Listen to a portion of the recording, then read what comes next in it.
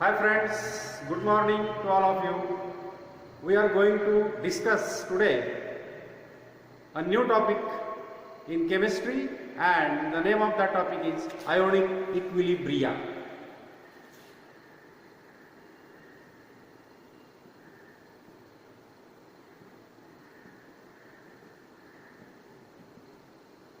So what do you mean by ionic equilibria?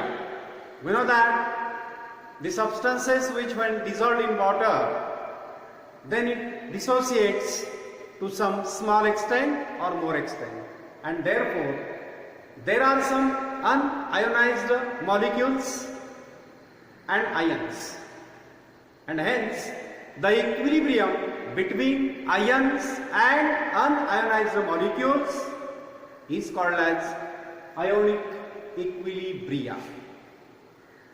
So we are discussing here. Now let us see what is meant by electrolyte. We have seen in 11th standard. Electrolyte, a substance which when dissolved in water, then it dissociates into its ions, and the aqueous solution has electrical conductivity, is called as electrolyte. That may be acid, that may be base, or that may be salt. Now types of electrolytes. Electrolytes are of two types. First, strong electrolytes and weak electrolytes. Now what is meant by strong electrolytes? The electrolytes which when dissolved in water, then it dissociates almost completely, are called as strong electrolytes, or is called as strong electrolyte. What is meant by strong electrolyte? The electrolyte which when dissolved in water, then it dissociates or ionizes almost completely into its ions, and the aqueous solution has electrical conductivity, is called as strong electrolyte or are called as strong electrolytes. Examples: strong acids, strong bases and salts. These are the examples of strong electrolytes. Now what is meant by weak electrolyte?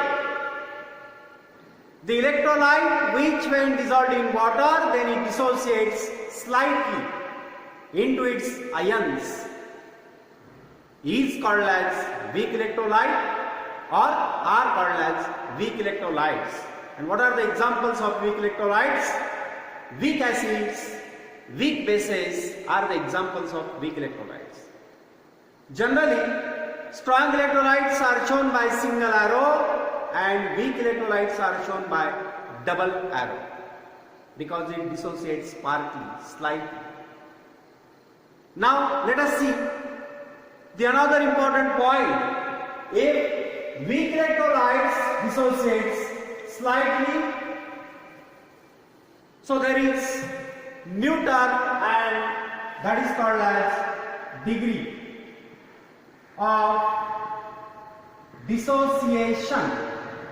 Degree of dissociation, or it is also called as degree of ionization, and it is denoted by alpha. It is very important term. What is meant by degree of dissociation? The fraction of total number of moles of an electrolyte that dissociates into its ions at equilibrium in aqueous solution is called as degree of dissociation. See once again, very important definition: degree of dissociation. The fraction of total number of moles of an electrolyte that dissociates into its ions at equilibrium in aqueous solution is called as degree of dissociation, and it is denoted by alpha.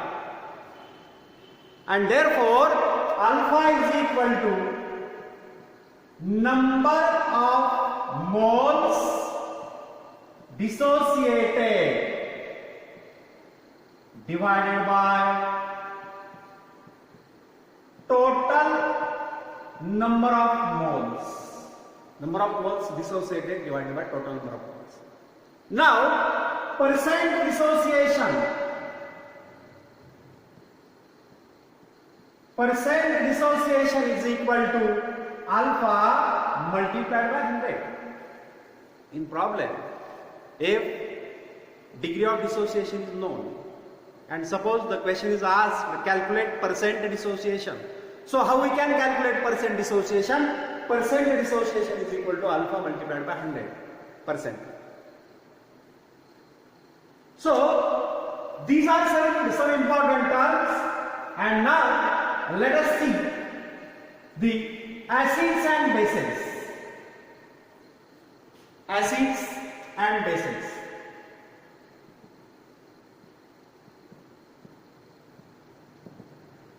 So we know that acids, bases, but here we want to see three different concepts of acids and bases. So first concept, Arrhenius theory of acids and bases. Arrhenius concept of acids and bases. According to Arrhenius theory,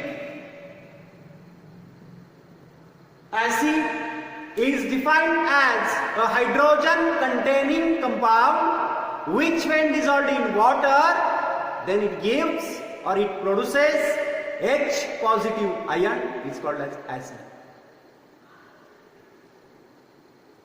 What is meant by acid? Hydrogen containing compound which when dissolved in water, then it dissociates and gives H positive ion or produces H positive ion, is called as acid. For example, HCl in aqueous medium in presence of water, it gives H positive ion aqueous plus Cl negative ions aqueous. If it gives H positive ion, it is acid. Another example, acetic acid, CS3COOH aqueous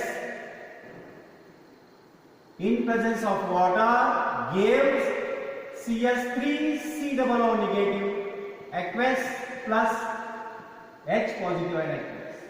So here double arrow, because acetic acid is a weak acid. Acetic acid is a weak electrolyte. Similarly, base. According to Arrhenius theory, base is defined as a hydroxide containing compound, means which contains OH. A hydroxide containing compound which when dissolved in water, then it gives hydroxyl ions, OH negative ions, is called as base. For example, NaOH aqueous, it gives Na positive plus OH negative ion in aqueous medium.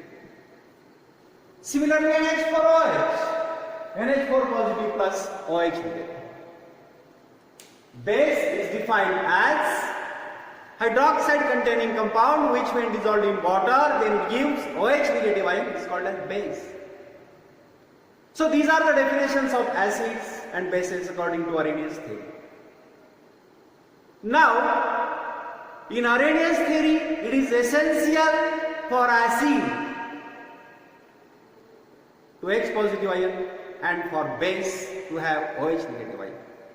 But there are some substances which are acids and bases, but which do not contain hydrogen and hydroxyl ions. And therefore, a new concept of acid and base was explained by scientists Bronsted and Lowry.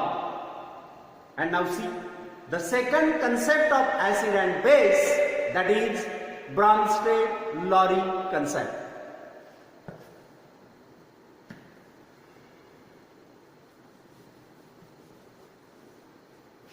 Bronsted-Lowry concept.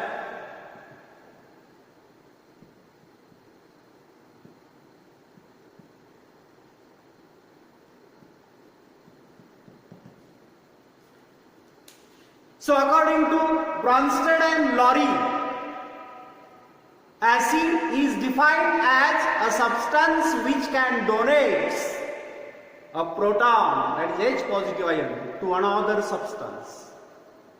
And base is defined as a substance which can accept proton from another substance.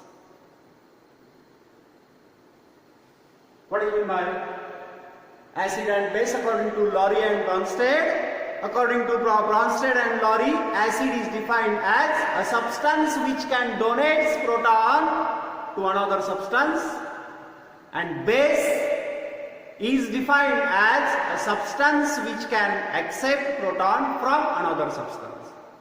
For example, HCl plus NH3 is equal to NH4 positive plus Cl negative. See this reaction here, HCl donates proton to ammonia and therefore HCl acts as acid and ammonia acts as base. HCl acid donor, NH3 HCl hydrogen proton donor and NH3 proton acceptor.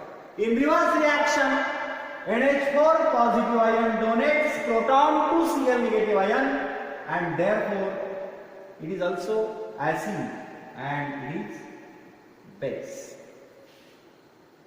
See another example,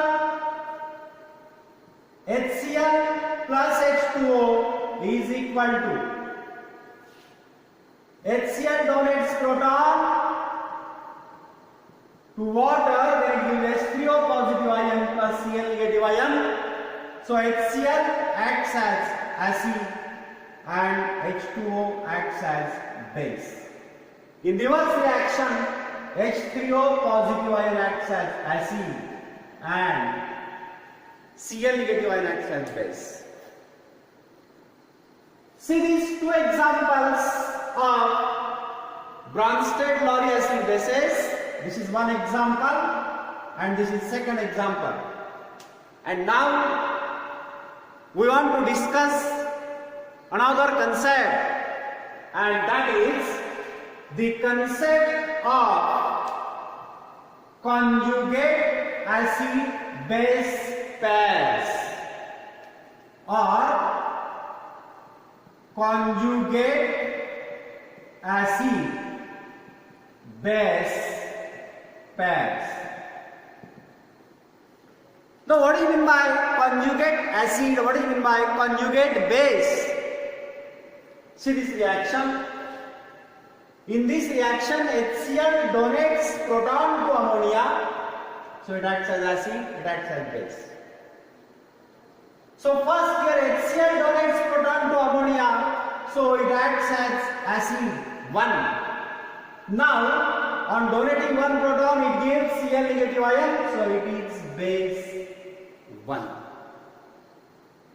HCl ने proton दिलेला आहे, HCl acid 1, Cl base 1. In reverse reaction, NH4 positive ion donates proton to Cl negative ion, so it acts as acid and it is acid 2. And NH4 positive donates proton to NH3, so it is base 2. Acid 1, acid 2, base 1, base 2. Similarly, in second example, HCl donates proton to water, so it acts as acid 1, gives Cl negative ion, it acts as base 1. In reverse reaction, H3O positive ions donates proton, so it acts as acid 2 and it acts as acid base 2. Now see this. Acid, acid, base, base, acid, acid, base, base. So in these two examples there are acid-base pairs. how these acid-base pairs are formed.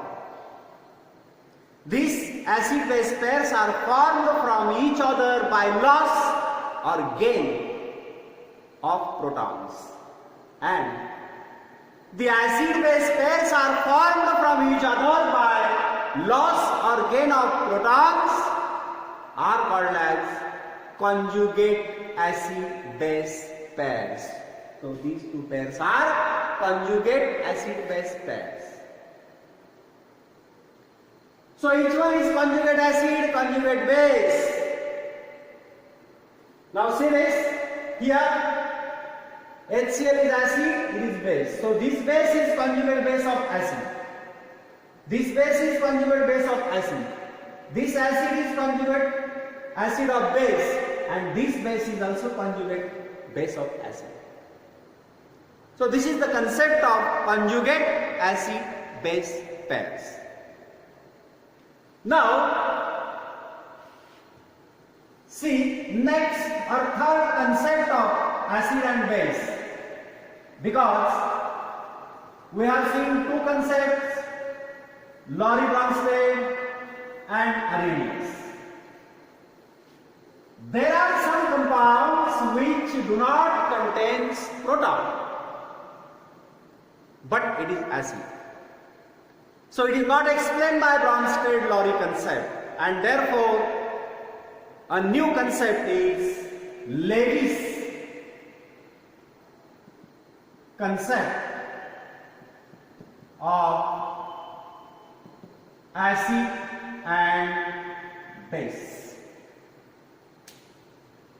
So according to Levy's theory, acid is defined as a substance which can accept a pair of electrons. In short, acid is electron pair acceptor, and base is defined as a substance or a species that can donate a pair of electrons. In short, base is electron pair donor. According to Levy's concept, acid is defined as a species that can accept a pair of electrons from another. In short, acid is electron pair acceptor, and base is defined as a substance or a species can donate a pair of electrons to another. In short, base is electron pair donor. Now let us see the example. BF3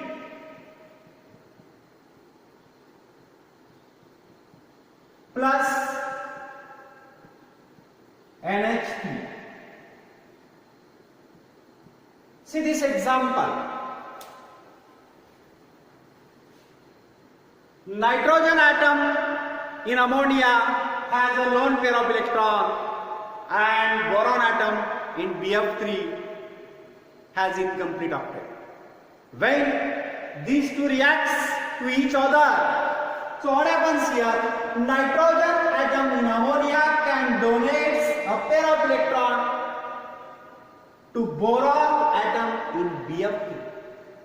Therefore, boron atom in BF3, it is electron pair acceptor, acts as acid, and nitrogen in ammonia is electron pair donor, so it is base. And then it gives a coordinate complex BF3 NH3. So these are the three concepts of acids and bases we have seen, that is Arrhenius theory of acid and base. Second is Bronsted and Lowry theory or concepts of acids and base. And third one is Levy's concept of acids and bases or acid and base. And now let us see amphoteric nature of water. This is also a very important point.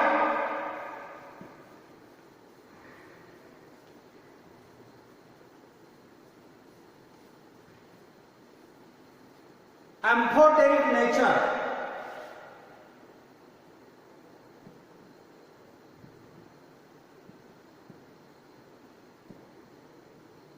of water.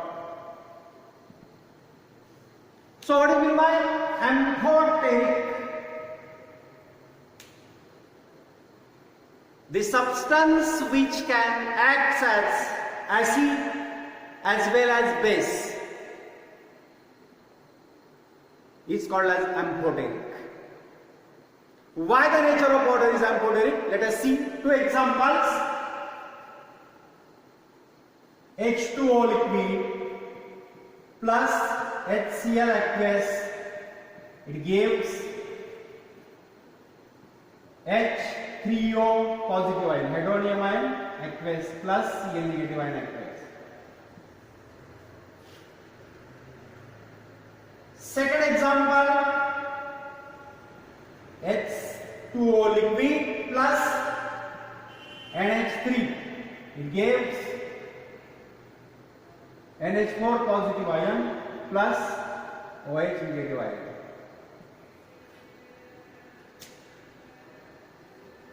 See these two reactions, two examples. In reaction first, H2O, that is water, accepts proton from HCl. So according to Bronsted and Lowry concept, H2O accepts proton, so it acts as base. In second reaction, H2O donates proton to ammonia and gives ammonium ion, so it acts as acid. So water has a tendency to accept proton as well as to donate proton. Means water can act as acid as well as base. Hence, the nature of water is amphoteric. Suppose the question is asked, explain amphoteric nature of water. So first, what is meant by amphoteric nature? The substance which can act as acid as well as base is called as amphoteric. Why the nature of water is amphoteric? Right, these two reactions. In reaction first, water accepts proton from HCl, therefore it acts as base. In reaction second, water donates proton to ammonia, therefore it acts as acid. Hence, water can act as acid as well as base. The nature of water is amphoteric.